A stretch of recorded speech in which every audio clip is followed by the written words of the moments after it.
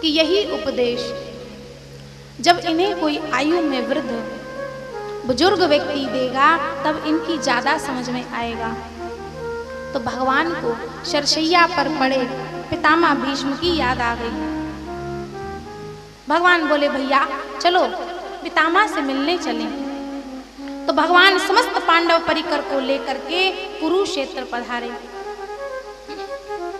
पितामह भीष्म बाणों की शैया पर पड़े हैं। एक एक बूंद करके सारा रक्त निकल चुका है। शरीर का हिलना डुलना संभव नहीं है।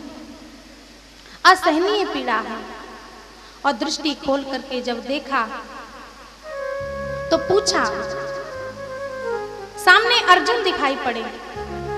तो बोले अर्जुन क्या तुम्हारा सारथी नहीं आया? भगवान तुरंत सामने आ गए। कहिए पितामह आपने कैसे याद किया?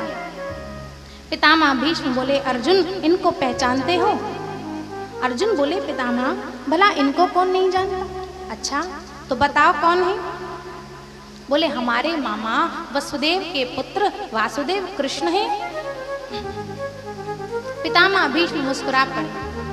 अर्जुन कभी तो तुम इन्हें मामा का पुत्र बताते हो और कभी अपना सचिव बना करके परामर्श ले लेते हो, कभी दूत बना करके संदेश वाहक बना देते हो, कभी गुरुजी बना करके ज्ञान ले लेते हो, कभी सारथी बना करके घोड़ों की लगाम थमा देते हो।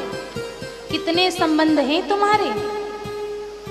यम मन्यसे मातुलेयम प्रियम मित्रम सुहृत्तमम अकरोह सचिवं दूतम सौहृदादत सारथिम।